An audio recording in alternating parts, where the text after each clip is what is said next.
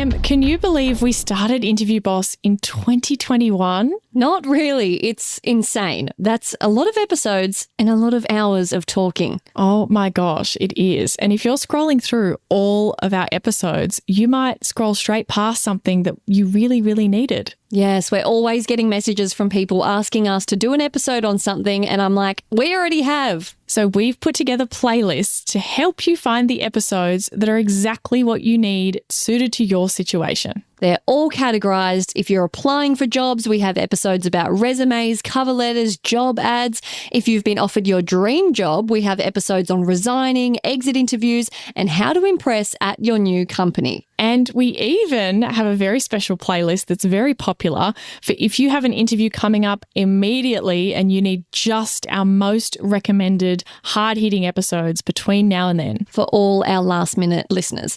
It's all there for you. You can browse by category and check out all the playlists at interviewboss.com.au/podcast.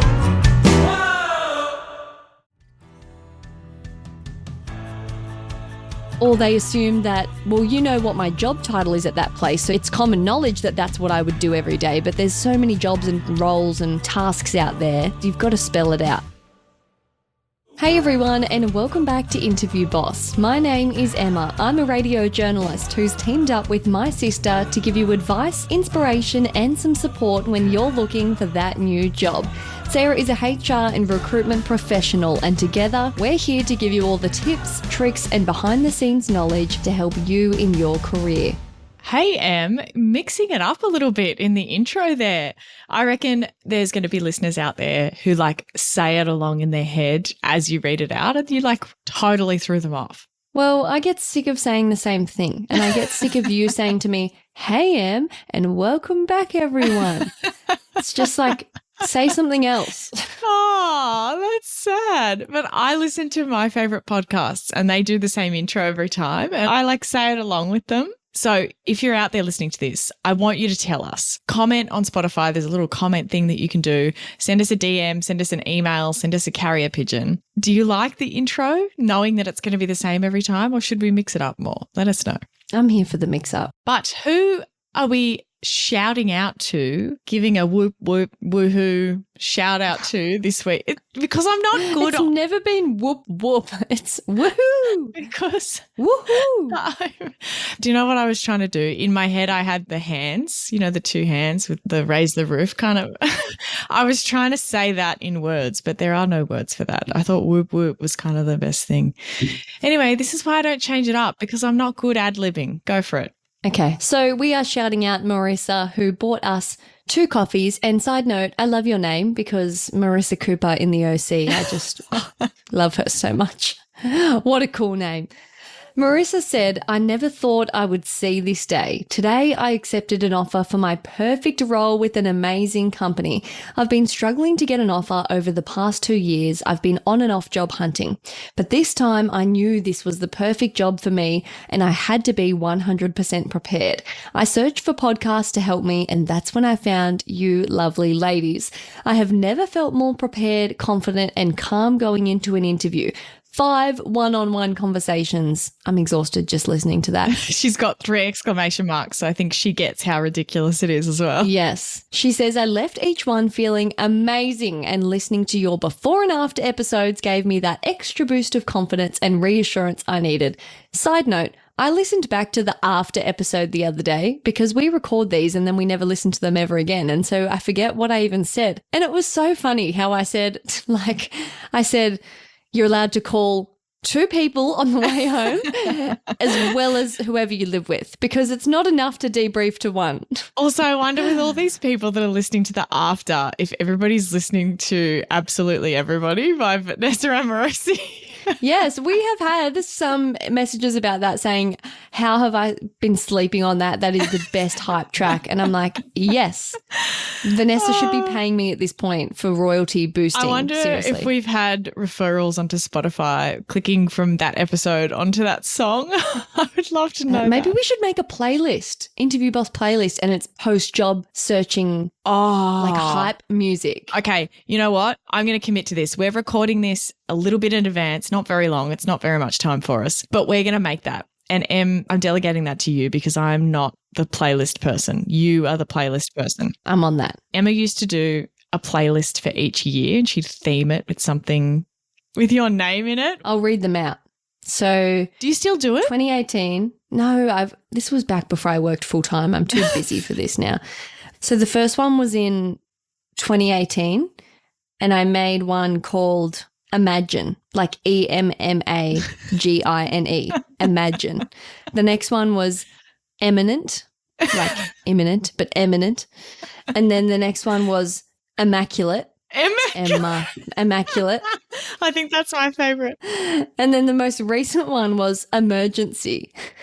Emergency. Oh no. Was that a bad year? No, it was more just like of a doof playlist than my other ones. Yeah. I don't know. Was Imagine really like wispy, like, you know? Yeah, it was kind of like folky. acoustic. Yeah.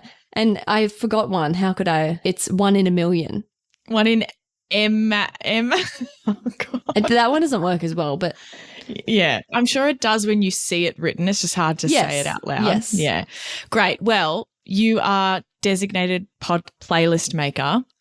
We will make a playlist and it's going to be linked underneath this episode. Called Post-Job Interview Bangers or something. Yep, something like that. You know. Anyway, back to Marissa. We're so rude. We're stealing her thunder. Yeah, we have. Yeah. Let's get back to it. Sorry, Marissa. She said she was listening to the after episode, which is how we got here, and that gave her an extra boost of confidence and reassurance. You helped me fill the gaps during those torturous waiting periods until I got moved to the next round and finally got that offer. Now I can move on to your episodes that will help me crush it as I transition to my next role.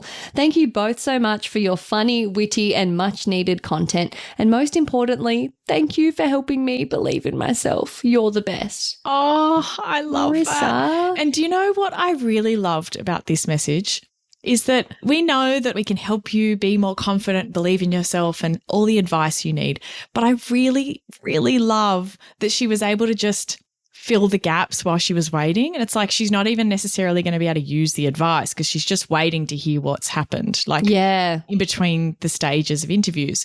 But it's something that you can do that makes it feel like you're being productive without you doing the wrong kind of things and panicking about it. We're here to reassure you along the way so that you're doing the right stuff. Or flip that. We're here to like put blinkers on you that they put on horses to be like, just shh, don't think about it. Just keep plodding along. You'll find out soon. Shh, don't listen to those woo-woo people on TikTok that tell you you're doing it wrong. Keep your blinkers on. Stay in your lane, sis. You're doing good. That's exactly right. Now, if you want results like Marissa, but you need a little bit more help, check out my one-on-one coaching sessions. You can find out all about them at interviewboss.com.au/coaching. And if you liked one of our episodes, you used one of our tips, you particularly like one of our episodes, or you have thoughts about our intro, send us a DM, but you have to follow us first. Or send us an email or something like that, and we could make an episode for you next month. How good is that? Now, today's episode is all about in your interview answers, when you're giving examples of your stories, we are going to focus on the situation and why it's the most important bit, describing the scenario. Yes. We feel like this is maybe a little bit neglected in answers. Maybe people try to focus too much on the outcome or like they don't paint enough of a picture.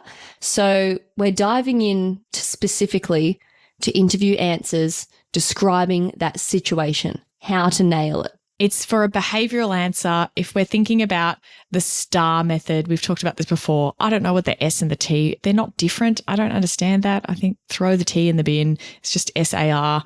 And then I don't like SAR. And then there's CAR as well. Oh, anyway, it's the same thing though. We're not reinventing the wheel here. We just call it something different. We call it the situation, the what I did, and the end result. It's a story that you're trying to tell for a behavioral answer. Now, in all of my interview coaching sessions, everyone I talk to has something slightly different that they need feedback on, but most people, the vast majority of people, need help working on their situation. And if they only changed one thing about their interview answers, and if it was working on the situation, that would have a massive impact on the quality of their answers and how good their answers were actually sounding. So I'm being a bit extreme here saying it's the most important bit. If you didn't do the others, it would just be the background info and it would be a crap answer. Like, so that's you can't clickbaity. have it on its own. No, but it's why I think it's the most important one that you should improve, because I think it's the most impact you can have improving something from just a base answer. So I'm kind of assuming here that you've got each section already covered. This is where you should spend your time taking it to the next level. So what kind of information do we need to include in the situation? Well, I like to think about it as telling a story. And I think we've given this example before, so we're going to bring it a little bit back. If this was a fairy tale, fairy tales work in stories as well. You get the background info, then something goes wrong and there's the actual story, what actually happens, and then you get the end result, the happily ever after. So I always go back to Rapunzel. I think it's because I really liked Tangled. I really always loved the little chameleon guy. Like, I thought he was really cute. What's his name? Raphael? Did I just make that up? Let me look it up. Pascal. See? Pascal. Close. Pascal, Raphael. Same energy. I went to think pastel. I'm like, no, it's Pascal. He's very cute. Anyway, so if we imagine that story in the situation, what I did, end result format, let's imagine that we just skipped the situation and we went straight to the what I did. Well, the what I did is Flynn Rider riding through on his horse and coming and climbing up and rescuing the princess. And it's a bit like, well, are they dating? Are they boyfriend and girlfriend? Like, I don't know, whatever. Why did he do that? Yeah, and then her seeing the lights and then finding out that they're about her. Well, I don't care because I don't even know that she was taken from her parents. Like, I only care about those things. Because we didn't get to hear about her trauma. Exactly. I only care about those moments in the story because I had the background information and I know why that's important, or I know how that's relevant, or I know how much of an impact that might have in that moment. Seeing her standing on grass, you'd be like, what's wrong with her? Why is she so excited? But knowing the background, she's never been outside, it makes a lot of sense. Her tootsies have never touched the grass before. Yes, exactly. So what's meant to be in the situation? Give us a little intro. What's meant to be in there? We want the background. We want context. We want to know why it's a problem, what else was going on. So the background could be like, in my job, we have to upload data to the system every day. And I was doing the data entry leading up to my bosses having a massive management meeting.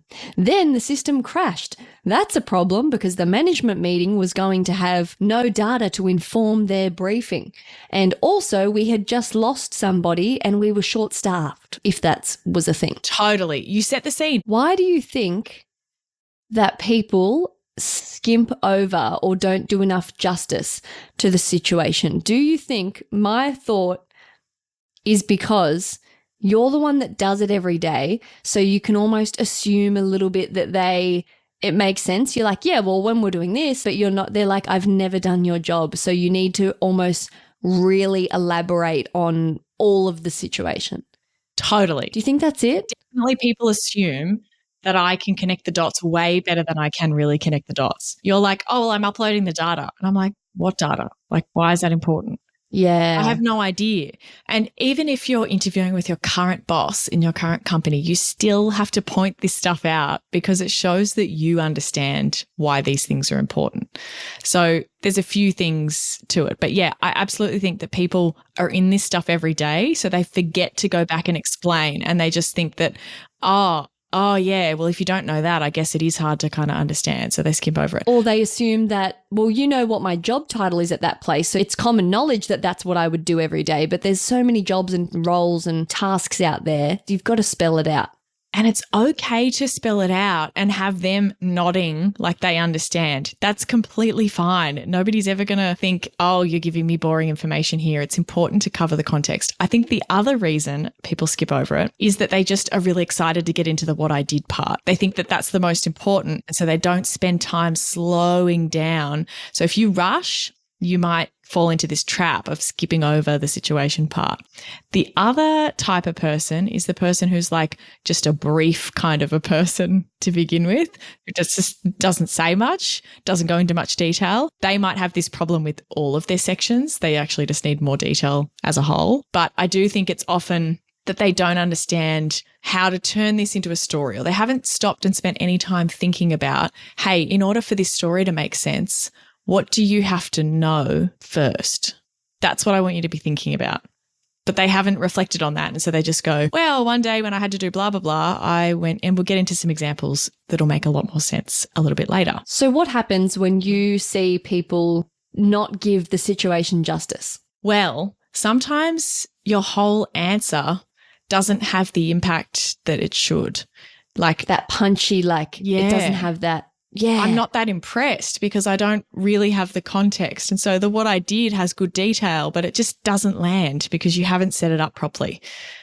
The other thing, I think this is probably the most common, is that you don't do yourself justice. Actually, what happened, the real story, the true story of what actually happened is normally way more complicated. You overcame all these obstacles. It's this huge thing that you did. That's why it's a best bit. Often people are telling me, hey, this is a best bit. And then they say the story and I'm like, oh, it's not that impressive. But I have a bit of a hunch, ask them a few more questions. Oh my God, it turns out they did 3 people's jobs in one. There's all this stuff that they tend not to mention that makes it impressive, but they haven't done themselves justice.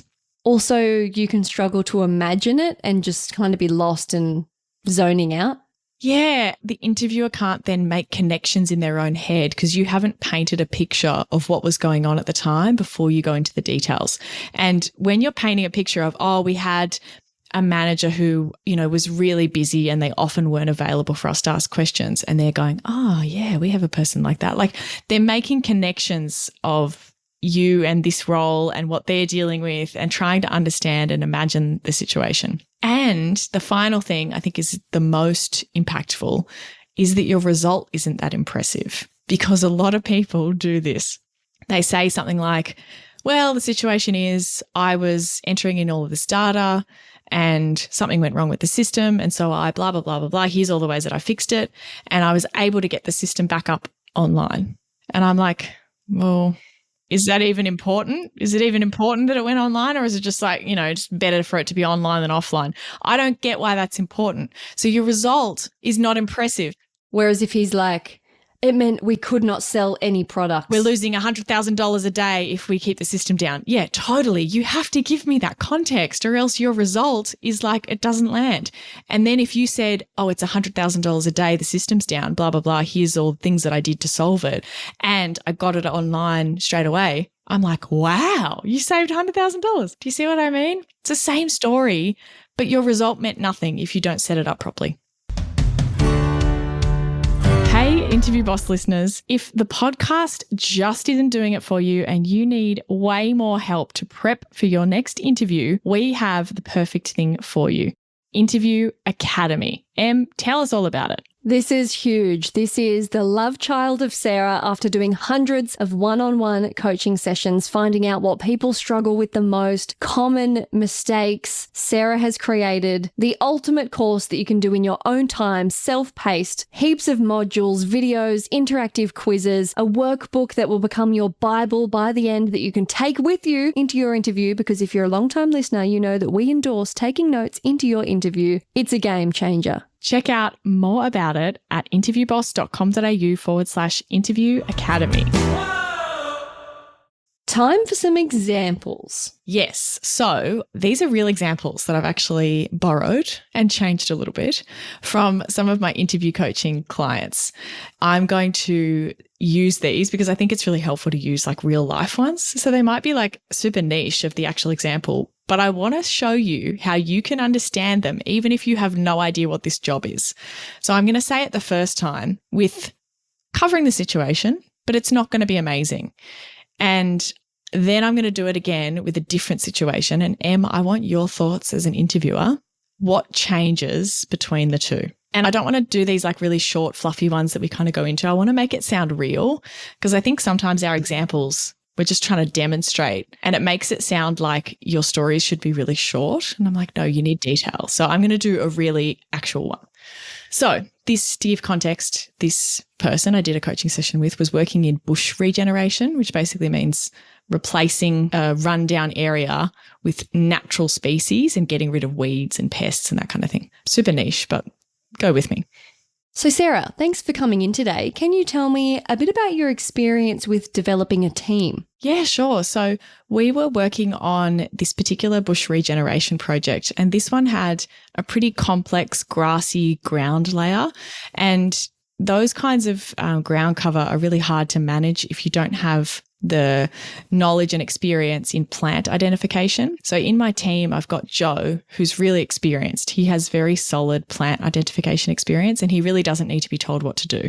He can go off and work independently. He knows exactly what weeds and invasive species to target and exactly how to target them. So what I did was, when the schedule allows it or the budget allows it, I'll pair up a team member who doesn't have that much experience, and I'll send them out to the site with Joe. And what that does is increase the experience of the newer person and share Joe's experience around with the rest of the team. I also spoke to Joe as well and asked him to make sure that when he's got this person with him, I want him to break down how he's making certain identifications or why he's making a certain decision, so that they're not just observing him and having to work it out themselves. He's actually taking the time to pass on that knowledge. And overall, those pairings build up their knowledge and techniques and their exposure to different things. And I otherwise really wouldn't be able to send them to those types of jobs at all because they don't have that knowledge. So they're getting onto complex projects with a lot of support. Short term, it is a bit more time consuming and expensive, but in the long term, I know that it's really important. And the overall impact of that has meant that my team have gotten a lot smarter and have pushed through a lot of tricky projects. And they've started actually making an impact on the sites at the end of the day. We're achieving a much more natural bush regeneration look. Excellent. Right? It's a good answer. It's an excellent answer already, right? Now, let's imagine that what I did in the end result don't change. So I'm actually not going to do them again. Just imagine that they are exactly the same as I did them last time. I'm only going to change the situation. And keep in mind, when I spoke to this person I was talking to with this coaching session, this is the truth, what I'm about to say. It's just that the first version didn't cover any of this stuff.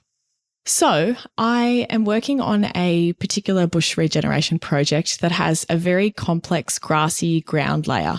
And what that means is that there's a lot of invasive species that actually look a lot like native species. And what can happen if you're not able to identify those properly and really get into the details of exactly what plant is what, you can end up treating for the really obvious kind of invasive species and getting rid of them. But the ones that you've missed and you haven't identified, after we leave the project, they can actually end up completely taking over that site. So even though it looks good short term, we haven't really done our job and the client ends up not happy because we've missed an invasive species and we let it take over. So it's really important on these complex grassy ground layer projects that we send someone who has the real knowledge and experience to really identify everything that's there and know how to appropriately treat it. So in my team, I've got one team member who's really, really solid in that space. And then I've got a few other team members who really don't have that much exposure.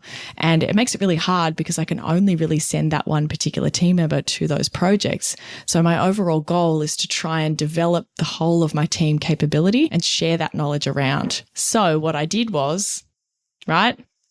Amazing. I'm stressed. I'm like, not the invasive species looking the same, not us going to kill off the nature because it looks like a weed. I'm stressed. What are we going to do? Is Joe on it or not? Do we have an app? Oh my God, Emma, you just nailed it. Do we have an app that can identify? No, you need Joe. That's the thing. You can't, there's no app. You need hooked. Joe. I'm hooked. So, I'm on the edge of my seat. And the thing is, I want you to know this is what actually happened. That's the truth. That's the real story. That person was not doing themselves justice in that first answer of like how big of a deal this is. Because the first version, it kind of just sounds like, well, I'm just sharing the knowledge around. I'm helping people get better at their jobs. There are real consequences. It was a good answer. Like I felt like, oh yeah, wow, you answered that well. But I didn't have any powerful feeling after. I was like, okay, poor Joe is just the smart one and has to bloody share his knowledge with everyone. Like he has to do things slower so that he can pass it on. But the thing that you added in about it, like the client also ends up unhappy because they haven't done the job properly, like so much better, so much more detail. And what you nailed in your reaction, the goal of your situation section is when you get to the end, you want your listener to go, oh, Well, what did you do? That's exactly what you want them to say or think to themselves, because that's what you're about to tell them what you did. Now, I'm not saying you should be overdramatic at all, but I'm saying you need to do yourself justice. Paint the picture. Don't give away the ending either. You just made me think of an example and I need to write it down. One of your stories. Yes. Should I tell it? Go for it. Tell it off the top of your head, and then we can brainstorm together how to make the situation better. This is an amazing example. Okay. I can't remember exactly what was happening. I'm a newsreader. And so I went in to go read my news and the studios were down. We were having some kind of power outage or something. The news wasn't going to be able to go to air. And I've got like 2 minutes, and miraculously our tech guy came upstairs. He was across it. And I was like, my news is in 2 minutes. What are we going to do? And he's like, I remember I set up a backup system years ago for this very reason. And I'm like, well, how does it work? And anyway, so I had to read the news from where I normally sit writing my news in my office, not in the little news box booth, right? So I'm on the computer, the clock is counting down. And he's trying to show me quickly, and I'm trying to remember because it's a totally different system, different buttons. Like normally it's muscle memory, me reading the news, right? But I'm in there, and then we realize with like 30 seconds to go, in my studio, the radio plays like through speakers in the roof so that you can listen out for when, you know, your news is coming up. We've got to listen out for a specific ad, and that's when we know. And I went, wait, there's a delay in here. So in my studio where I write the news, there's a 10-second delay. But when I'm in my studio where I'm meant to read the news, it's live. So I've gone, so I can't listen in here and know when to go. So what are we going to do? And then I went, you're going to have to go out there. So he went and stood out where I sit at my desk is glass panels. So he went outside the corridor and stood in the middle position where I could still see him, and he was also standing close enough that he could hear the live feed. So I'm hearing nothing. Normally I'm hearing the countdown and my music intro. I'm hearing nothing. And he's there going like this and just points at me. So I have to look up and just start reading. And then we did it and it was great. Did you feel stressed? Such a good story. I did feel stressed. But here's what I would do. And this is what happens when people do like a brain dump, like a word vomit of the story that they're thinking of. You want to capture all of that. Write it all down. Get it out of your brain because at this point, you're remembering what happened. Then you need to restructure. Because what I noticed that you did is you set the scene really well of like, there's this much time, everything went down, here's all the problems. But then as you were telling the story, there was more background information that you had to give of where your desk is versus the thing, the 10-second delay, the fact that you normally have that, there's a thing that you normally listen for. All that info, you were kind of having to stop the story and be like, oh, and so my desk is over here and then the thing is actually over there. So then he had to stand in the middle. Like it was almost like it took away from you saying, oh, okay, I have an idea. You're going to have to stand in the middle, because you had to explain why the middle made sense. Like it kind of took away from the flow of what I did and the rescuing, because you had to go back and give background info. So I would reorganize that so that you were going, okay, here's the situation. I normally do the news. I write it at my desk and then I read it in the booth. And when I'm in the booth, I'm hearing everything live. When I hear it outside, it's what's the public's getting, and it's actually 10 seconds behind, or it's. Oh, yeah. And I also should have added somewhere in there that if I had have just been listening from my desk, what the public would have heard is 10 seconds of dead air, which in radio is a crime. Yes. So that's what you have to paint as like the problem. Where you want to finish it is systems are down, IT guy has arrived, and you have to do it from your desk, but you're 10 seconds behind. The public would hear 10 seconds of dead air, which was obviously not an option. And then that's where you stop your situation. And so the listener's like, oh, what are you going to do? So I had to learn this system, do it without the IT guy with me. I wrote down some things. I had all my mouse ready to go.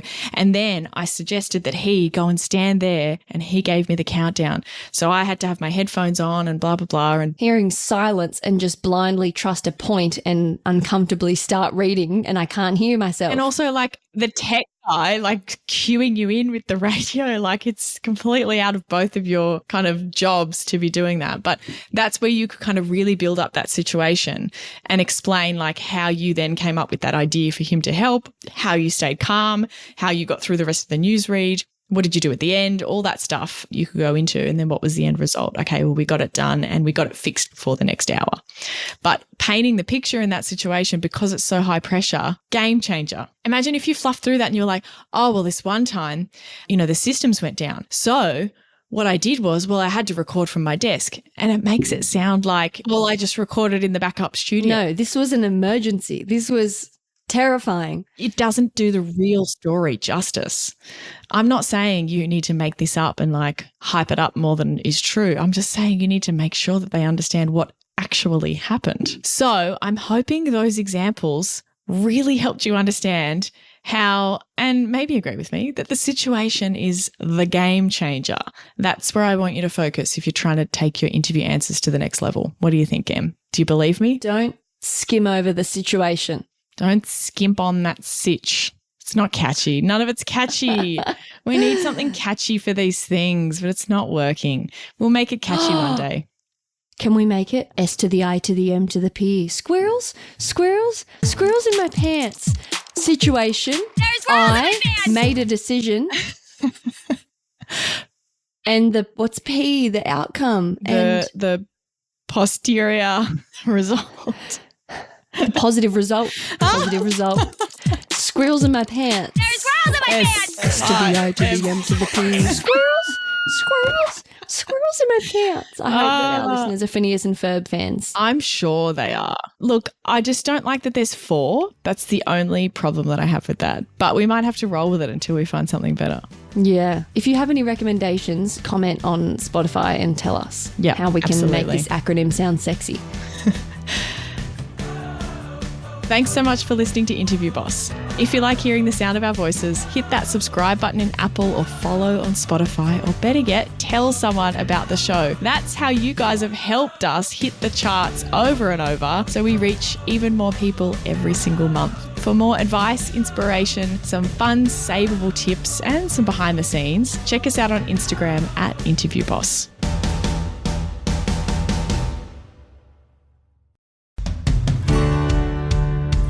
We've been your job search besties and helped you in some way. There's a cool way you can support the show. Shout us a virtual coffee. We get a huge kick out of reading all of your success stories. Head to buymeacoffee.com/interviewboss and shout us a cuppa. If you keep us caffeinated, we can keep the content coming.